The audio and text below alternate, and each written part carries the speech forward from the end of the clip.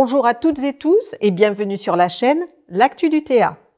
On se retrouve aujourd'hui pour le sommaire du numéro d'octobre du Travailleur alpin, le mensuel engagé isérois.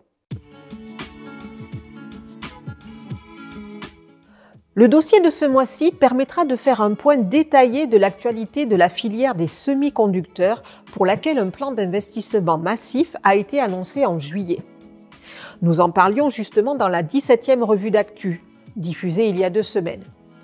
Et c'est un approfondissement de la situation de ce secteur stratégique, car des labos publics grenoblois y développent des technologies exploitées par des multinationales, que nous vous proposons de décoder.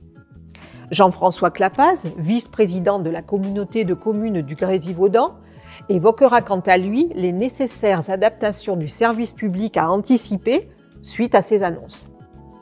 Enfin, vous découvrirez le projet porté par la CGT de construire un Airbus de la microélectronique, autrement dit un consortium intégré à maîtrise publique. Et des projets syndicaux qui font sens, ça ne manque pas. Vous retrouverez dans ce numéro la préparation de la journée d'action du 29 septembre à Thermo Fisher, un sous-traitant pharmaceutique basé à Bourgoin. Ou encore un sujet sur la situation du monde de l'éducation en cette rentrée. L'éducation qui fait face à une pénurie de personnel sans précédent. Et ce numéro examinera également les perspectives de la NUPS, cette coalition de la gauche, dans notre département. Enfin, les sujets culturels et historiques ne sont pas en reste.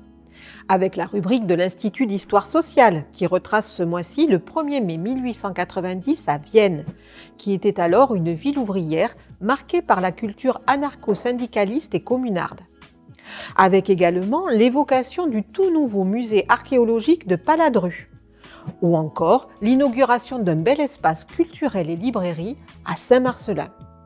Et puis aussi un portrait, sous l'angle économique, du champion Tony Parker, nouvel investisseur sur le Vercors, pour le meilleur comme pour le pire.